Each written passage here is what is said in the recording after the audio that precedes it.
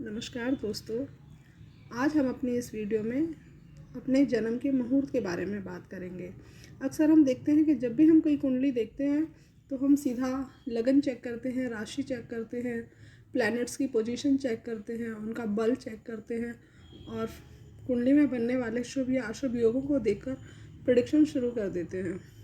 हम पंचांग को नोटिस नहीं करते कि हमारा पंचांग क्या कहता है। जबकि जब भी कोई कुंडली बनाई जाती है तो सबसे पहले उसका पंचांग लिखा जाता है। पंचांग के 5 अंग होते हैं। हम जानते हैं वार, तिथि, नक्षत्र, करण और योग।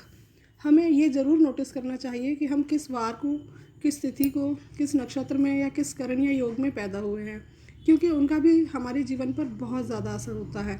बल्कि मैं तो कहूँगी कि हमारे जीवन की दिशा पंचांग से और दशा कुंडली से निर्धारित होती है।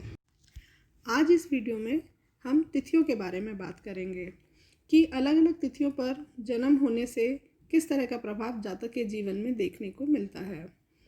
सबसे पहले तो हमें समझना होगा कि तिथियों को हमने 5 हिस्सों में डिवाइड किया है, जिसमें नंदा तिथि, भद्रा तिथि, जया तिथि, रिक्ता तिथि और पूर्णा तिथि आती हैं। अब हमें ये समझना होगा कि इन तिथियों के जो भी फल बताए गए हैं वो यदि इन तिथियों का संयोग किसी वार से होता है, किसी खास वार से, तो शुभ या अशुभ योग बनते हैं। यानी यदि शुभ योग बनता है, जिसे सिद्धि योग कहते हैं, तो इन तिथियों के बताए हुए फल बहुत अधिक मात्रा में मिलते हैं। और यदि मृत्यु योग बनता है तो उन फलों की बिल्कुल भी प्राप्ति नहीं होती है। तो सबसे पहले हम नंदा तिथि के बारे में बात करेंगे। नंदा तिथियां होती हैं प्रतिपदा, षष्ठी और एकादशी। इसका मतलब कि जिस भी जातकों का जन्म प्रतिपदा तिथि को, षष्ठी को या एकादशी को हुआ है, उन्हें अपने जीवन में हर प्रकार का आनंद प्राप्त होगा, क्योंकि नंदा तिथियां आनंददायक तिथियां कहलाती हैं। तो जो भी जातक नंदा तिथियों में पैदा होंगे उन्हें जीवन में हर प्रकार की भौतिक सुख सुविधाओं की प्राप्ति होगी। किंतु यही यदि नंदा तिथि का संयोग शुक्रवार के दिन बनता है तो ये फल हमें बहुत अधिक मात्रा में प्राप्त होंगे। यानी उस जातक को ये सब सुख सुविधाएँ बहुत ज़्यादा मात्रा में प्राप्त होंगी। लेकिन यही नंदा तिथि का संयोग यदि रविवार या मंगलवार के साथ होता है तो ये मृत्यु योग बनाता है। तो हम ये कहेंगे कि नंदा तिथियों में पैदा जातक भी किसी भी प्रकार की सुख सुविधाओं का भोग नहीं कर पाएंगे। उन्हें इस प्रकार की कोई भी सुख सुविधाएँ अपने जीवन में नहीं मिलेंगी, या कह सकते हैं कि बहुत कम मात्रा में मिलेंगी। दूसरी हैं भद्रा तिथियाँ। भद्रा तिथियों में बताया गया कि जो भी जातक भद्रा तिथि में जन्म लेते हैं वो बहुत ही सुशिक्षित, पढ़े लिखे, समझदार, बहुत पद प्रतिष्ठा प्राप्त, सम्मानित व्यक्ति होते हैं समाज के। मतलब उन्हें समाज में उनके कार्यों के प्रति बहुत सम्मान दिया जाता है कार्यों की वजह से। तो वो समाज के एक प्रतिष्ठित व्यक्ति होते हैं, जो कोई कलाकार, कोई शिल्प कला, किसी चीज़ में उनको महारत हासिल होती है। लेकिन यही यदि ये भद्रा तिथि का संयोग बुधवार से बनता है तो ये सिद्धि योग बनता है। तो हम कह सकते हैं हाँ, वो जातक बहुत ज़्यादा सम्मानित और प्रतिष्ठित व्यक्ति होगा, बहुत सुशिक्षित होगा, पढ़ा लिखा होगा और उसने अच्छे पद ग्रहण कर रखे होंगे। लेकिन यही यदि भद्रा तिथि का संयोग सोमवार या शुक्रवार से होता है तो हम ये कहेंगे कि ऐसा कोई भी फल उन जातकों को नहीं मिलेगा जो भद्रा तिथि के अनुसार बताए गए हैं, बल्कि इसकी बजाय उस व्यक्ति को समाज में किसी तरह के कोई सम्मान की प्राप्ति नहीं होगी और ना ही वो अपनी शिक्षा भी कंप्लीट कर पाएगा। भद्रा तिथियां हैं द्वितीया, सप्तमी और द्वादशी तिथि। अब हम जया तिथि के बारे में बात करेंगे। जया तिथि होती हैं तृतीया तिथि, अष्टमी तिथि और त्रयोदशी तिथि। इसका अर्थ ये हुआ, जया का अर्थ होता है जय, यानी विजय प्राप्त करना। विजय हम जब प्राप्त करते हैं जब हम किसी प्रतिस्पर्धा में होते हैं, किसी युद्ध में होते हैं, संघर्ष में होते हैं।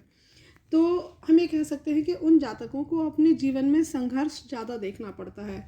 उन्हें हो सकता है अपने जीवन में प्रतिद्वंदी ज़्यादा मिलें, समाज में ज़्यादा प्रतिस्पर्धा का सामना करना पड़े। लेकिन यही यदि जया तिथि के साथ मंगलवार का संयोग होता है तो हम कहते हैं ये एक सिद्धि योग बनता है और ये कहा जाएगा कि वो जातक हर तरह की प्रतिस्पर्धा को पार करके, यानी जीत हासिल करके अपना एक मुकाम जीवन में बनाता है।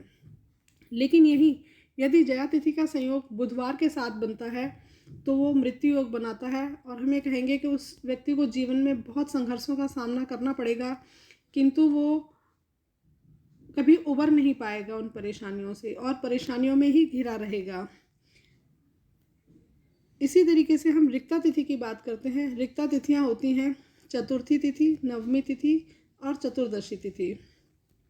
ये तिथियां खाली तिथियां मानी जाती हैं, अशुभ तिथियां मानी जाती हैं। ऐसा माना जाता है कि जो जातक रिक्ता तिथियों में जन्म लेते हैं उनके अंदर दूसरों के प्रति द्वेष की भावना बहुत ज़्यादा होती है। वो दूसरों से बहुत ईर्ष्या करते हैं। शायद वो अपने जीवन में पिछड़ जाते हैं इस वजह से, या क्या वजह होती है मैं नहीं कह सकती इस बारे में, लेकिन हाँ उन लोगों के मन में दूसरों के प्रति बहुत ईर्ष्या और द्वेष की भावना पाई जाती है। लेकिन यदि ये योग रिक्ता तिथियों का संयोग शनिवार के साथ बनता है तो ये फल बहुत अधिक मात्रा में देखने को मिलते हैं, क्योंकि रिक्ता तिथियों का संयोग शनिवार से होने पर सिद्धि योग का निर्माण होता है। इसी तरीके से रिक्ता तिथियां यदि गुरुवार को पड़ती हैं तो इस तरह का कोई फल देखने को नहीं आएगा। यानी जो हमने कहा कि वो व्यक्ति जो रिक्ता तिथि को जन्म हुआ है वो बहुत दूसरों से ईर्ष्या और द्वेष रखने वाला होगा, तो ऐसा कोई भी गुण उनमें देखने को नहीं मिलेगा। वो किसी से ईर्ष्या या द्वेष नहीं करेंगे यदि उनका जन्म गुरुवार को होता है। आगे बात करते हैं हम पूर्णा तिथियों की। पूर्णा तिथियां हैं पंचमी तिथि, दशमी तिथि और पूर्णिमा तिथि।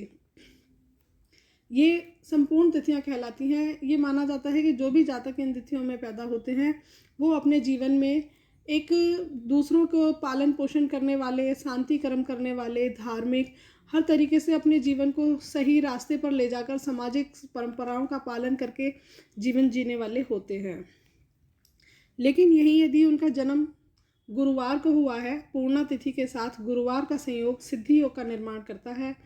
जो जातक पूर्णा तिथि में गुरुवार को जन्म लेते हैं वो अपनी सभी मान मर्यादाओं को पालन करते हुए अपनी जिम्मेदारियों का निर्वाह करते हैं। यही यदि पूर्णा तिथि के साथ जन्म शनिवार को होता है तो ये मृत्यु योग का निर्माण करता है और उस जातक में इस तरह के कोई भी गुण देखने को नहीं मिलते हैं। There's not much to do when all I can is think